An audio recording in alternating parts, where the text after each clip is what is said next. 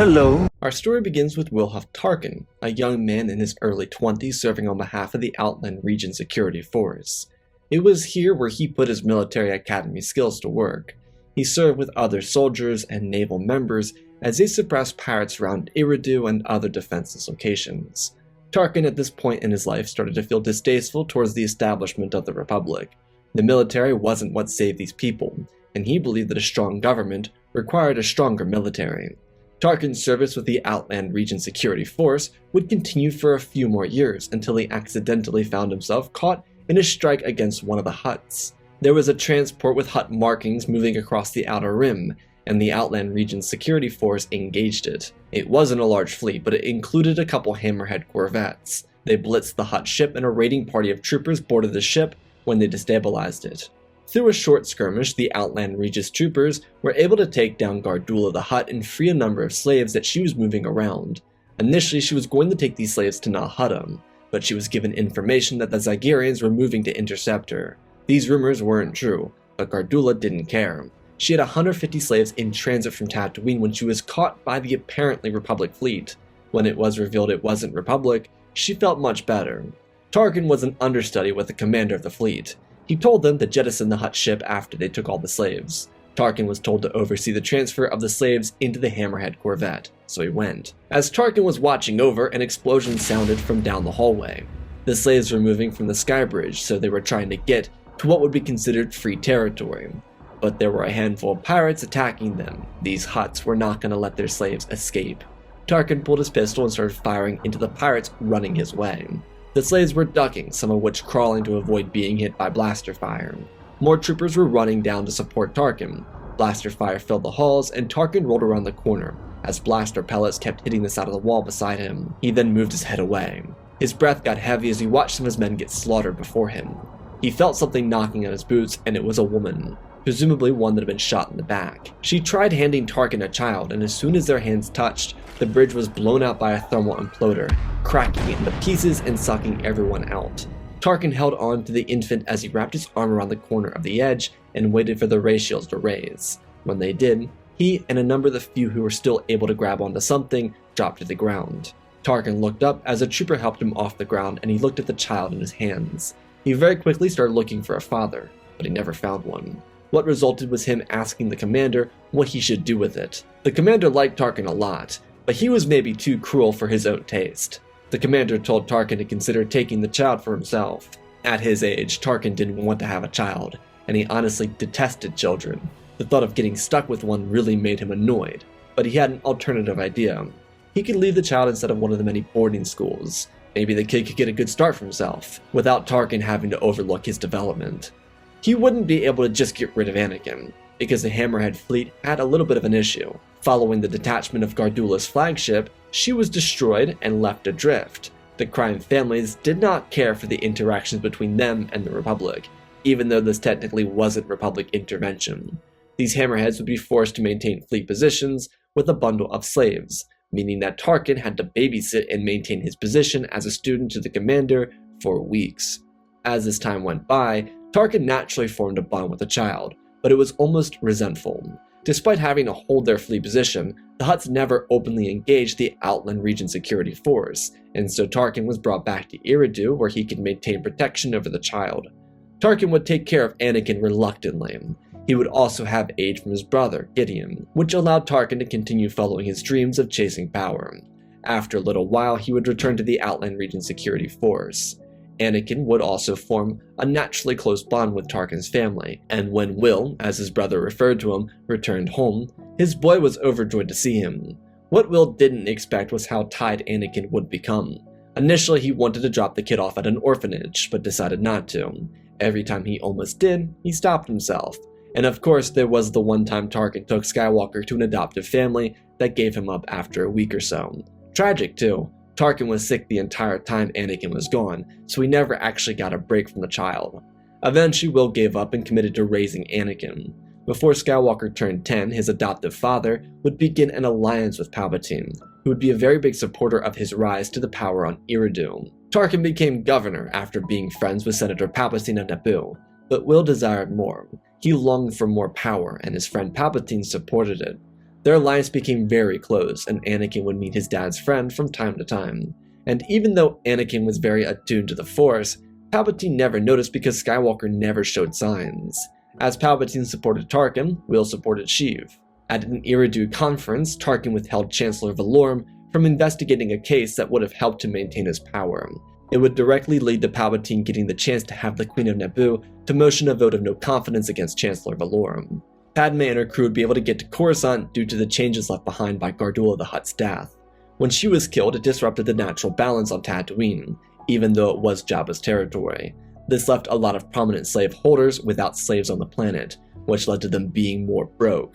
The situation was a bundle of issues, but it provided a less hostile environment for Qui-Gon and Padme when they arrived on the planet. Point being is Tarkin was able to watch his friend grow into the role of Chancellor. Will believed that his son, which she was very adamant on calling Anakin now, should go to an academy.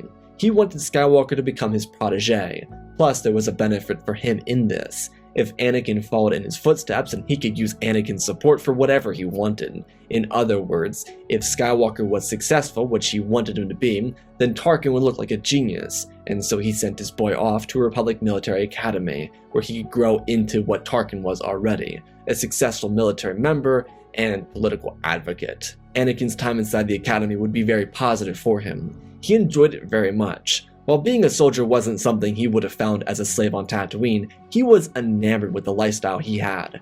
Anakin would initially be a fighter pilot, because he was a fantastic flyer. Skywalker initially wanted to be a mechanic, and his dad supported it, but he quietly enforced the ideas of becoming an officer.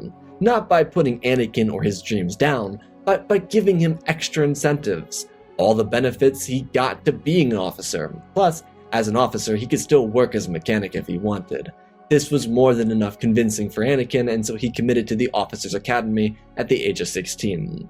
Since his father was governor, he was treated with favoritism, something Anakin consistently ignored. He wanted to succeed on his own, but the Officers Academy wanted him to be at the top of the class. Skywalker achieved this without any help, but in a way, it did make him upset that his dad's legacy sat over his shoulders. Thanks to Tarkin's fatherhood, Anakin had a lot of traits that he wouldn't have had naturally. Anakin hated the Jedi, completely abhorred their existence. Anakin was also very cruel and could be dismissive of regular human emotions. He was the product of his father's way. While Anakin did long for a mother, Will encouraged that his son be strong without one. It was also due to Tarkin that Anakin became comfortable with fighting wild animals. Eridu was known for having a species of aggressive hunters, and before Anakin was 14, he mounted his first Eridu wildcat head on a pike. It was something that earned his father's love and respect. It wasn't toxic per se, because, in a way, Will actually loved Anakin, but it was toxic because to earn Will's love, Anakin had to work hard to get it.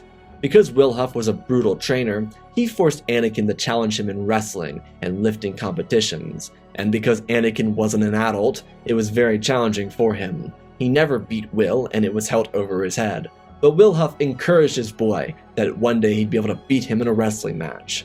When Skywalker was 18, he graduated from the academy a year early with a diploma for the top placement in his class. He, like his father, were overachievers in the family. As a reward for his work, Tarkin took Anakin out on a vacation to Canto Bight for his graduation. They'd spend a week there, they'd gamble together, see amazing shows together, and spend some quality father-son time. But when they came back home, it was right back to business. Due to being the son of Tarkin, Anakin was very invested in his beliefs. Anakin was an avid supporter of Palpatine's leadership, and he was also a big denouncer of the Count of Sereno. Governor Tarkin and Count Dooku were in talks for a number of days because Dooku wanted economic support from Eridu. It was because of Tarkin that Dooku was set back further in his attempts to rally together a separatist movement. Palpatine showed support for Tarkin, and Sidious told Dooku to get his stuff together.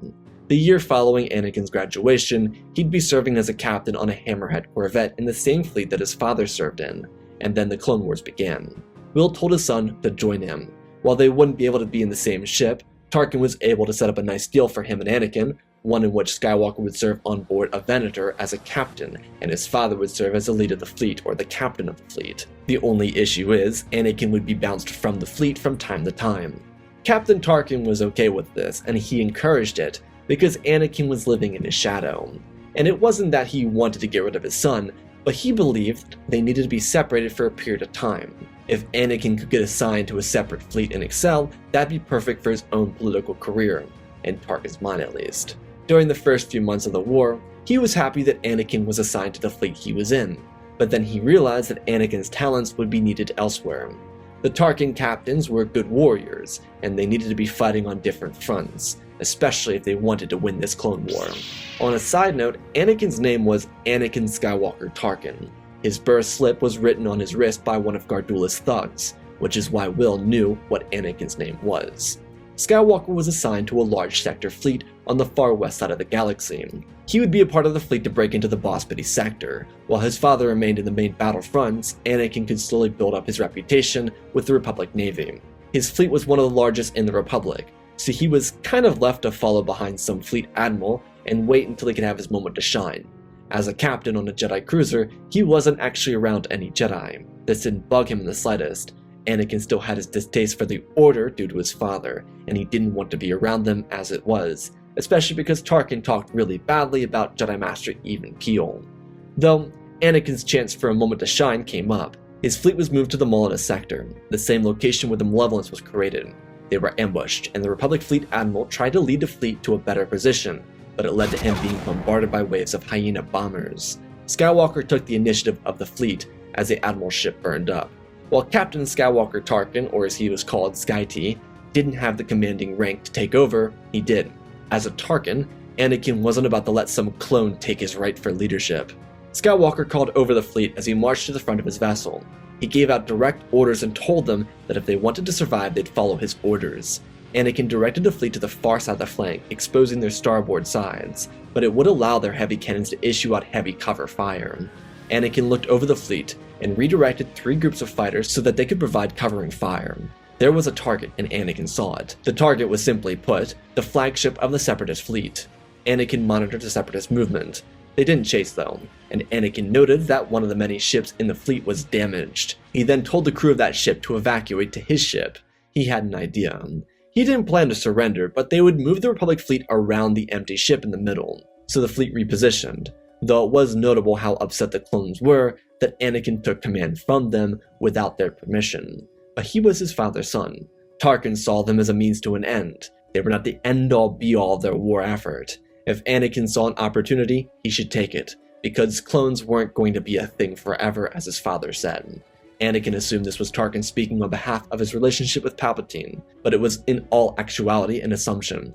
Once the fleet was reconfigured, Skywalker gave them his orders, and he told the remaining deckhands on the Venator to power the engines up and let them go full power. What happened was the Republic moved in. Anakin's vessel was taking point as a fleet lead, and right behind the flagship was the damaged Venator.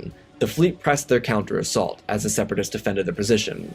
Skywalker's Venator lifted upwards and allowed the damaged one behind it to speed under. The rest of the fleet provided heavy cover fire. Due to the engagement intensifying due to a full line of fleet battles, the Separatists were unable to redirect their fire in time. The Venator sped right into the capital ship and detonated. Anakin called the fighters over and gave them their directives. The rest of the fight from here was pretty much a rout. The Separatists weren't ready for what hit them, and because of this, their defenses were exposed. All Anakin had to do was lead the rest of the assault, though what followed wasn't what he thought would happen. Instead of jubilation and praise, the other naval officers, the clones specifically, accused him of treason and mutiny, suggesting that he be sent back to Coruscant for court-martialing. Anakin was very surprised, but he accepted these terms with a disgusting scowl on his face. Anakin wouldn't even need his father's aid for this court-martialing. The judiciary branch would see Anakin's actions as heroic rather than resistant. The clones overreacted, and for the first time, the people of the Republic saw the clones as a liability to the war effort. Palpatine had control over the courts, and he oversaw the hearing. He dismissed this hearing as a plea from the clones due to their helplessness in the face of true talent. Palpatine awarded Anakin the commission of the fleet he saved, and ordered that the CTs responsible for this accusation be brought to Coruscant and terminated for betraying Republic interests. It was agreed upon by the courts, and elite clones would bring their brothers from Molinus back to Coruscant to be killed. Inversely, Anakin and Palpatine would have a little chat after the hearings. Sheev told the boy that his father would be very proud of him, expressing that there was no favoritism showed today. Despite being close with Wilhuff, Palpatine made his decision based on the reports alone. He gave Skywalker the rank of Admiral, and told the young man that he planned on watching his career with great interest. Anakin was very proud of himself as he was transported back to his new fleet. While Anakin was strong with the Force, he hadn't opened his door yet. He did use the Force when conducting battlefield tactics, and he did use it when he was working on his ships, for example. But these uses weren't conscious, they were subconscious, natural movements for the young man. Palpatine was unable to sense the great potential within Anakin, because he saw these skills as just that, skills. He was hoping to enlist Anakin as he had his father in his inner circle. Supporting Anakin meant one thing, one more elite officer for his future empire, something that Palpatine was very excited about. When Anakin returned to his fleet, he was given a Jedi General to work under. He wasn't happy about it initially, but he dealt with it. The Jedi Master was Adi Gallia from the High Council. She was assigned to this fleet because she wasn't assigned one yet. She was one of those Jedi that bounced around divisions and helped out wherever she could on the galactic map. This was her first day of permanence. Anakin kept his personal feelings a secret and never communicated them with his peers. He just played the role of Admiral and did as he was supposed to do, which was fight in this war and win. Being around Adi Gallia did two things for Anakin. It firstly made him more fresher with the Jedi. They were too naive as it seemed. They simply tried to make the best of both worlds a reality, when that, in Anakin's mind, wasn't plausible. Secondly, it gave Anakin an actual personable relationship with the Jedi. Just as his father did, Anakin saw the Order from their ivory tower on Coruscant and believed that they thought they were better than everyone else. And even though Anakin disliked the Jedi and disagreed with their tactics, he clearly saw that this wasn't true. Adi Gallia was sweet, and it did genuinely hurt his heart when she was killed by a Zabrak warrior later on during the war. Adi would be the last Jedi assigned to Skywalker. He'd have an interaction or two with other Jedi during Republic High Command meetings, and there'd be a Jedi assigned to him for a battle or so, but nothing ever permanent. His views on the Order changed, but eventually that wouldn't matter. Order 66 would be executed at the end of the war after General Kenobi defeated General Grievous. Sidious had himself a new apprentice, one that wasn't quite full of potential but was satisfactory, one that would have never defeated Dooku, but a solid young replacement. Baylan Skoll was that individual. He and Grand Inquisitor were all Palpatine needed for now, and the Empire rose. As an admiral, Anakin saw a lot of change in the galaxy, and he also watched his father move on from the rank of captain to that of governor. Anakin didn't want to be superstitious, but in a way, it seemed like his dad was jealous of his success, and it was slightly unnerving to think about. Why would Wilhuff be jealous? He was an inspirational talent at the helm of a fleet. While he wasn't an admiral, he was a great captain and did his job. Anakin chalked his suspicions up to Tarkin being afraid of ending up at the Citadel again. Admiral Skywalker continued his commands and watched the Empire wipe out the personality of the clones and the Republic Navy. Some of the regular Imperials didn't like it, but Anakin found it quite fitting. He would join his father on many talks hosted by the Sith Lord or Emperor of the Galaxy, though Anakin wouldn't be involved in everything. Palpatine wanted Skywalker to have a firm place in the Empire, while Tarkin kept his son away from it. At this point, Anakin's suspicions were being proven right, and it kind of unnerved him. How could his father do this? What seemed the weirdest to Anakin is that he wasn't having a bad time with his dad when they were with each other. Skywalker just found it odd, but he moved on with his own life. He was 23 when the war ended, and already was one of the most successful naval officers in the military. While he wasn't popular with clones, Anakin didn't care. They were going to be phased out, and they're going to be replaced by the Imperial Stormtrooper. Anakin liked the TKs better anyways. He was one of the first admirals to receive Imperial troopers, so he was especially biased. Since he had the Emperor's favor on his side, he was stationed within the Corps and allowed to mingle with the citizens of the Empire. Because he was an officer, he had the time of his life when he went down to local hangouts. There wasn't much of anything serious that attracted Anakin, especially considering, without a role model to match that energy, Skywalker never found any interest in a long-term spouse. It was semi-lonely, but he was advancing in his career. That's at least what he chalked it up to. He continued becoming cold and discerning, anything to become the best of the best. He chased power, but unlike many new Imperials, he didn't chase it out of greed. He chased it because he wanted to be the best, and he cared deeply about the Empire. Palpatine was a politician that he could trust, one that cared about the people of the Empire. If he didn't care, there wouldn't be chain codes, or blockades, or Imperial martial law. That was a politician that cared. Anakin was heavily invested. Despite being only an admiral, he could tell that he was one of the most feared faces in the Imperial military. Especially as the clones were phased out of his vessels, people knew him as a captain from Molynist, the 21-year-old captain who took a fleet and overcame numbers that most military personnel would have buckled to, especially the clones. Anakin would eventually be moved to the Coruscant fleet, meaning that his fleet would be repositioned outside of Coruscant and he'd be outfitted with one of the brand new Imperial 1-star destroyers, receiving one before his father did too. Anakin played it off, because he was still in the military, but Tarkin was very disenchanted by this. He believed that Palpatine was trying to turn his son against him, but Sheev was confused. To him, it seemed like Tarkin was paranoid. Anakin was seeing his suspicions become reality, and he tried to calm his dad, telling him that this is what he wanted for him. He wanted him to succeed, and now he was. Tarkin had to agree and play nice because it was what he wanted, but not at his own expense. Over the years, Palpatine and Anakin would become closer, and it would be here where Sheev would realize that Anakin was special, more so than the regular individual. And so, in an effort to test his theory, he mandated M-count tests for everyone inside of Anakin's ship, due to a controlled flu that was given to an unlucky janitor. The flu killed the janitor, but Palpatine got what he wanted. The truth is, Tarkin had a boy that had more potential than any Sith the galaxy ever bred. This needed to be examined, and it needed to be kept from the ever-growing list of Inquisitors. Palpatine told Anakin about some skills, and he asked Anakin if he could try them. This was perhaps, for the first time in his life, that he was a gentle instructor. With Maul, Dooku, Balin, and the Inquisitors, Palpatine used torturing techniques, but with Anakin, he treated him like a precious child, because truthfully, Palpatine believed his newest apprentice could be one of the most influential Imperial officers in the Empire, not to mention that, but the most powerful Sith Lord the galaxy had ever seen. As the weeks and months went by, Palpatine and Anakin became closer, resulting in Tarkin feeling like he was abandoned by his friend and his son. This created so much resentment within him that he started to see Skywalker as a threat, and the longer this persisted, the less of a son he became in Tarkin's mind. He started to see red when he thought of his beloved little boy. Anakin was no longer his, and he was going to do something about it. Anakin continued learning the Force, becoming a clear favorite of the Emperor's, while having his ever-increasing fleet over Coruscant remain permanent.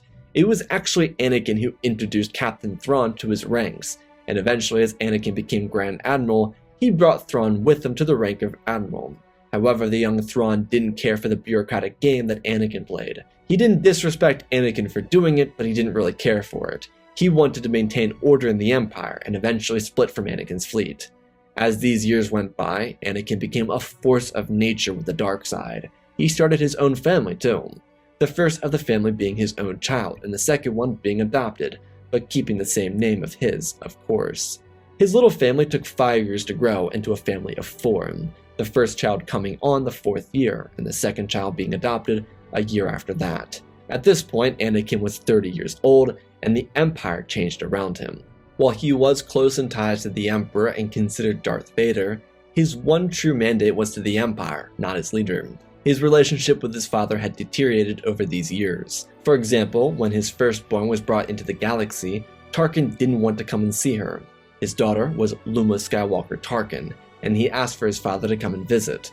The worst part is, Tarkin wasn't far away.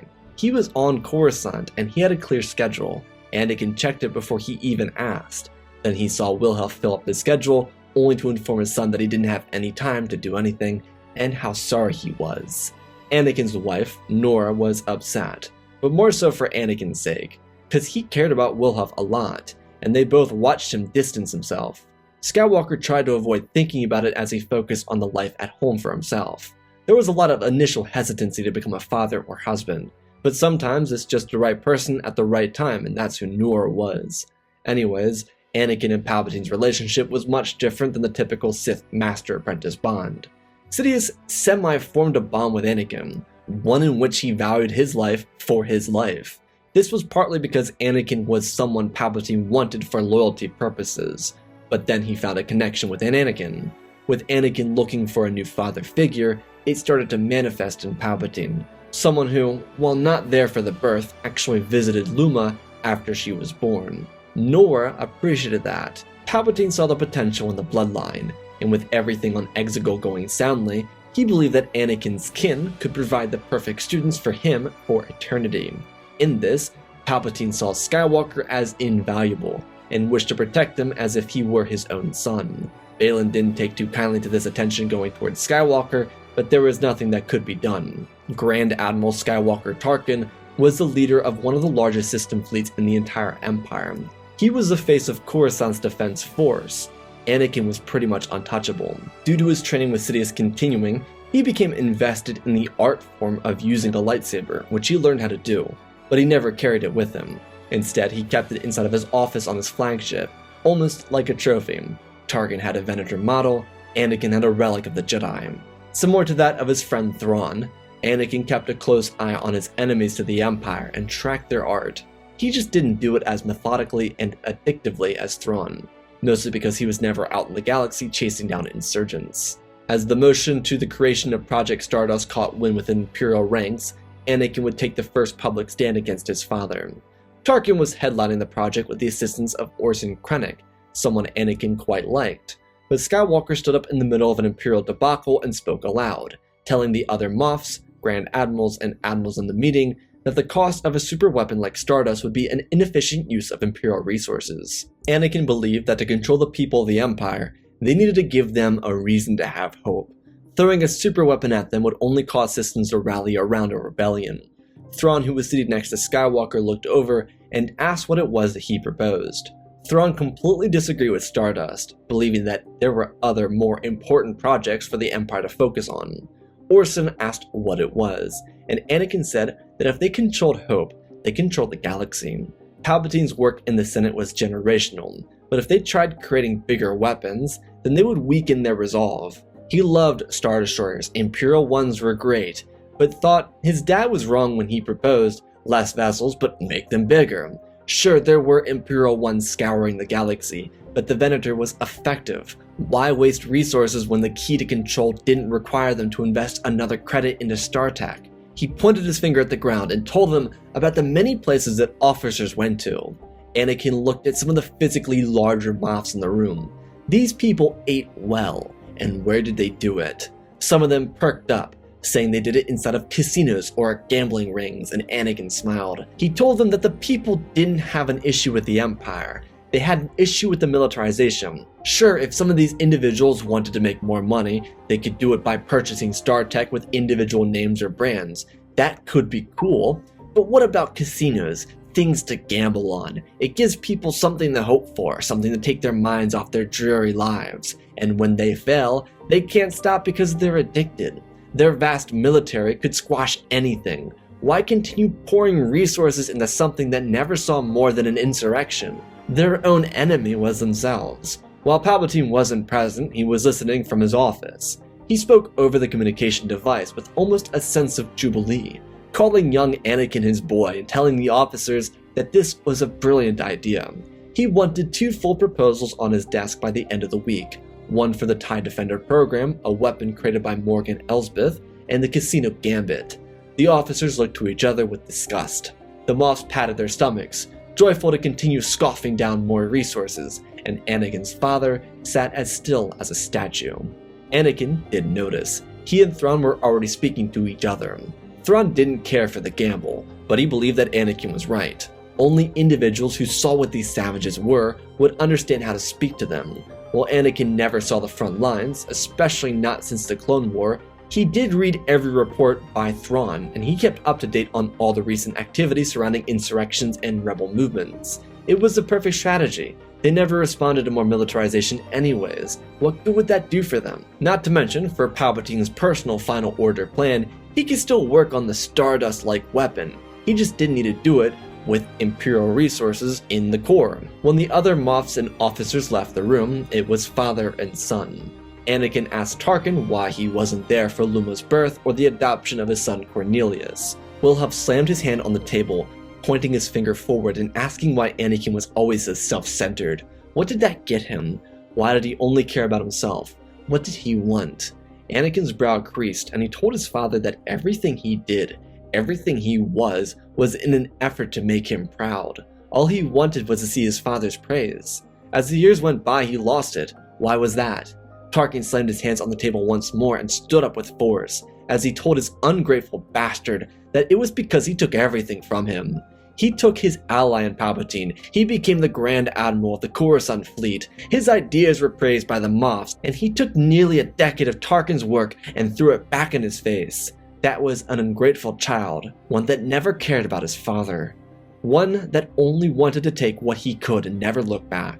Tarkin spoke under his breath, telling Anakin that he should have been left in one of those rusty orphanages on Iridu. It was the most he ever deserved, before storming out of the room. Anakin's heart shattered right down the middle. He didn't go soft, but this was his dad. One that told him that he was ungrateful and that he was basically a waste. Anakin walked over to the window, straightening his pin on his chest before holding his hands behind his back. As he looked out at the Imperial fleet, in the reflection, he watched a tear slip from his eye. Anakin never heard from or saw his father after that. What instead happened was a distress call from a vessel in the Coruscant system, one that was allowed to board Anakin's personal cruiser due to Captain Nita. Grand Admiral Skywalker wasn't inside the ship when the vessel entered, and when it did, a Rhydonium bomb plastered the Star Destroyer, ripping it to pieces and damaging the other support ships in the fleet around her. Anakin may have not been with the fleet, but he felt it once it happened. Due to the nature of the records taken before the ship detonated, it was recorded that it came from Tarkin's personal destroyer across the galaxy. It was a logistical issue. The astromech who piloted the ship into the Star Destroyer alongside 2 reprogrammed commando droids that were wearing stormtrooper armor detonated 3 minutes too late. It was due to a miscalculation on Tarkin's side. He wanted the ship to enter the hangar and then detonate. It didn't detonate until the scan was complete on the inside of the hangar. Due to the reports making their way to Anakin, it was confirmed that Tarkin wanted his son dead, and so Anakin, without wearing the Tarkin name, took his personal shuttle and went to face his father. When Anakin arrived, he docked with Tarkin's flagship and entered, under a different codename so his father wouldn't destroy the ship. He found his father and said, "Hello." Wilhuff couldn't believe it, but Anakin just raised his pistol and shot his dear old dad in the chest. It was pathetic. Tarkin really believed he could undermine him and the Empire. The action was sanctioned by Palpatine, and because Anakin walked into a ship, killed an Imperial Grand Moff, and walked out, he was seen with a godlike status, one that could not be touched, thanks to Palpatine. Grand Admiral Skywalker escaped assassination and then killed the assassin all on his own. That in of itself was legendary. Despite receiving the title of Darth Vader, Anakin wouldn't have any use for it. Sure, he would train with his Emperor, and he would even let Luma train with him when she was of age. He wasn't a Sith. In the years following his assassination attempt, Skywalker would watch his proposal make a generational change to the Empire. More betting games became frequent. Instead of crime families hosting these games, they were done by Imperial Moffs and Grand Admirals. This allowed high-ranking Imperials to make money and then distribute their profits amongst their crew. There was a required amount that had to go to their troopers, but the House always won, and for the Empire that's all that mattered. There would be some shows of the Jedi, but never anything Anakin had to personally deal with. Anakin would also add one more natural child to his little family, and she'd be 3 years younger than Luma and 2 years younger than Cornelius. The youngest daughter would be Kira, and she'd only have the name Skywalker. The family no longer recognized the name Tarkin. Anakin still paid visits to other Tarkin members, but they were not close anymore. When Grand Admiral Anakin Skywalker retired after 23 years of military service with the Empire, the galaxy was secured under the rule of it. With no super weapons, there were no rebellions. With cognitive leadership, there was strength in the Empire. Luma would follow in her father's footsteps by joining the Imperial military. Cornelius would become big in the gambling world, and his daughter Kira would be just like Anakin, one of those beings in the Force with incredible power.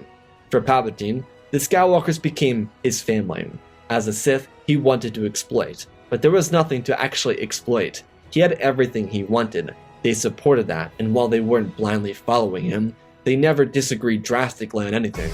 This continued far past Anakin's life, and while the family did have their questions about Palpatine's life extending far beyond their own, they didn't care. He was a family friend and considered the godfather, before being seen as a surrogate grandfather, great-grandfather, and so on. The Empire wasn't as vile as it would have been with militaristic rule, and the people of the galaxy thrived off a system that exploited them for their hope.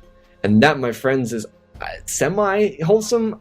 I don't know, that's our story. Special thanks to our patrons: Benjamin Wells, Jenga Fett Clone, Nick5098, INTJ Recluse, Ben Ingram, The Big Red Pure Mark, Diamond Constant, Darth Nemesis, Lord Tibbs, CC2024, Gallivant Gaming, Tristan Mandalore, Sir William 1767, Darth Revan, Granddaddy Bane, Laliant Sky Guy, Penguin, Cullen Rooney, Shark Midori, RJ38, Nick, Michael Erlanger, The Last Jedi, Apollo, Weewu670, Annika Stank Runner, CT7567, Toaster Oven, Oz of Oz, Darth Nox, The Eternal Padawan, Joshua Tem, Johnny DeGuin, Santa Skeleton, Jedi Sloth, Mr. Yeet Gamer, Lord Calig, Yanlisa66, Mammoth Studios, Anakin003, Lord Draken, Fordo's Legacy Star Wars, Airbus, Rex the Wolf, the main 3 first names, Darksaint46, Baron Joshua, and Lord Deadwing. For supporting the channel, smash that like button, support me in other ways, check out the Patreon, cool things on there. Otherwise, let's talk about the story. When I came into this, I didn't know where I was going to go, and then I realized it could be this really cool and intimate story between father and son. I didn't want the aspect of Anakin being a powerhouse in the Force to really be all that recognized. I wanted to focus on the more intimate side of things, as well as